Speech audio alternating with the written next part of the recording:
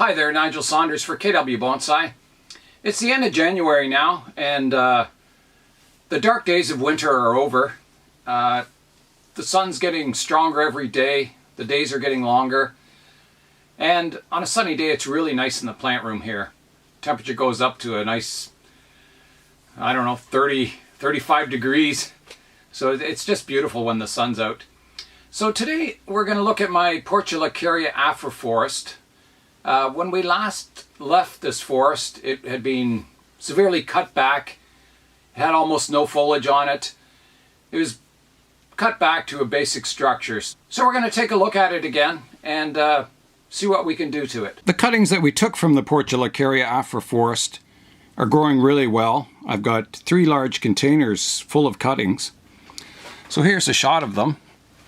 And you can see they're growing really nicely. So here's the Portulacaria Afra forest. It's grown since last June, unrestricted. So we're trying to get our foliage back in. We were successful in some places, and some places we weren't. So if we look at this stump here, we cut it off last June, and it hasn't grown any foliage yet. There's been some sprouts from the roots down below that have grown in, but the main trunk that we cut hasn't grown any foliage out of it. So some parts have been successful and some areas haven't. So you can see there's a stump here that hasn't grown any foliage. Now, when this happens with a succulent tree, you have to be patient. This stump isn't dying. It hasn't shriveled up and died. It's just sort of dormant. So if we leave those, they will eventually sprout leaves out of them. So sometimes you have to be patient. And I've had this before when I've cut back branches hard. The branch just sits there with no foliage for quite a while, like sometimes a year. And it doesn't die off. It just sits there dormant, and then you get a nice sunny day in summer and suddenly it starts sprouting leaves. So we're just going to be patient with the areas that haven't sprouted foliage yet. So the intention of this forest is to style these trees like a Baobab forest. So what we're going to do, we're going to tackle the main tree first.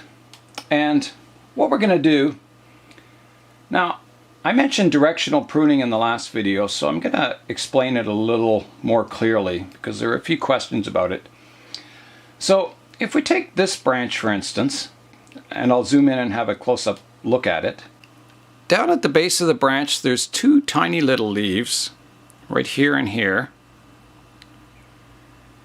And then as the branch grows longer, we get alternating sets of leaves. So the first set of leaves comes this way, the next set is at 90 degrees going this way, the next set at 90 degrees coming this way. So at the base of each leaf is a bud that if we cut it back, it'll activate the buds at the base of each set of leaves at the tip. So if we want this branch to start going upwards, we would prune it back to here. And then these buds at the base of the leaves would start growing up and one straight down. If we want this branch to divide again here, the new shoots would come horizontal, one to the left and one to the right, or one to the right and one to the left. So when you're pruning, you have to pick a direction that you want the new branches to grow in. So because this is styled to look like a Baobab tree, we want 2 things. We want the branch short so it divides quickly so you get a nice dense ramification. But we also want to directional prune. So on this, I don't really want foliage hanging down. The foliage hanging down does 2 things. It hides your branch structure and the trunk behind it, which we don't want. If we zoom out. So I'm thinking if we want to prune it off as short as possible, we would prune it back to those tiny little leaves back there. And they would grow 2 new branches horizontally So I'm thinking that's what we want to do. And that'll keep our branch structure really compact, and we'll get a horizontal branch structure coming out from that point. So we're going to prune that off there, like so. So now we're going to look at this branch here, and again we have two horizontal leaves here, and then a vertical and one pointing straight down. So if we prune to our horizontal leaves, we'll get two branches coming out horizontally. If we prune back just before our vertical and downward facing leaf, we'll get a branch that goes straight up and one that goes straight down. So we want to keep our branches horizontal, so we're going to prune back to these horizontal pair of leaves just before them. And you don't have to prune right back to the leaf. You can leave a bit sticking out, and that'll die off and fall off eventually. It'll shrivel up and fall off. So we're going to take it back to there. And then we have one that's kind of pointing downwards here. And we have to decide, do we want that or not? And I'm thinking probably not at this point. We want all our branches and structure going upright. So I think what we're going to do is prune that right off. Later on, as you develop the canopy, you would probably want some branches drooping down, but for now we're just trying to get our structure a little more upright. And the next branch we're going to tackle is one here. So again, we've got a set of leaves way back here, and I'm just trying to see where the base of it is, right here. So we start off with two horizontal leaves, and then we got a vertical and a downward facing one. So again, we're going to prune off to our horizontal leaves, like so. And then we've got a branch back here too. And it's growing. Now on this tree, there was one main trunk here that didn't sprout any foliage. So again, we're just going to be patient. The trunk is really healthy. It's not dying back or anything, it's just sitting dormant. So we're going to leave that, and hopefully in summer it'll start sprouting leaves, which I believe it will. So we've got another branch here, back here, that needs pruning, and we're going to go to, we're going to take it right back to here. There we go.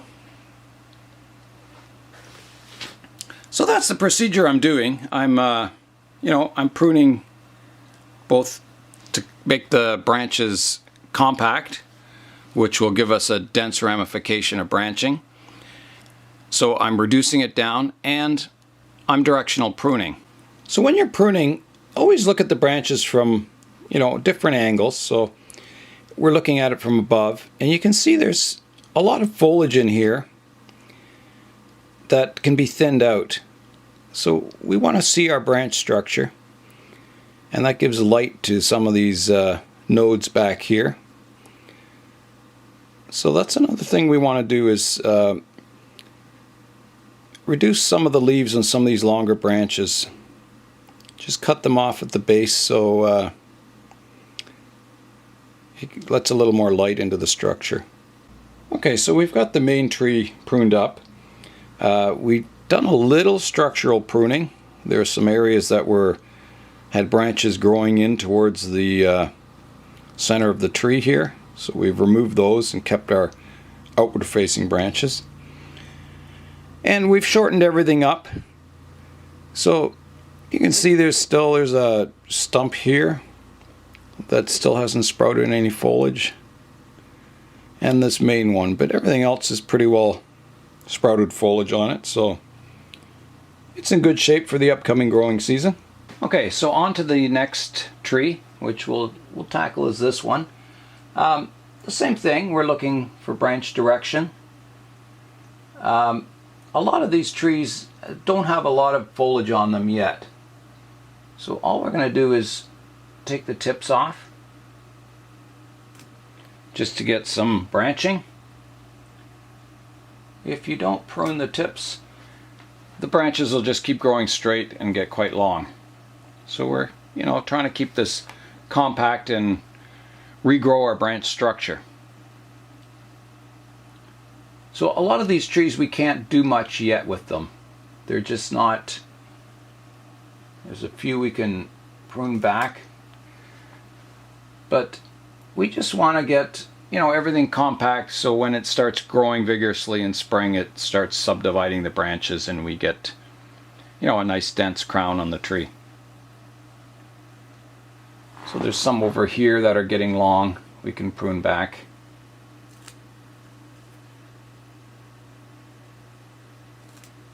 Like so, and always keeping some foliage on it. And there's some back here we can prune. Like so.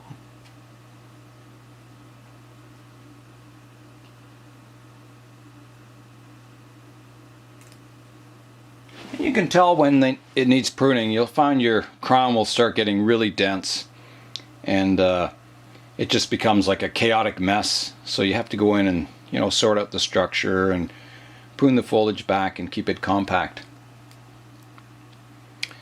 So the other thing, there's a few weeds in here we've got to take care of. So we'll just pick those out.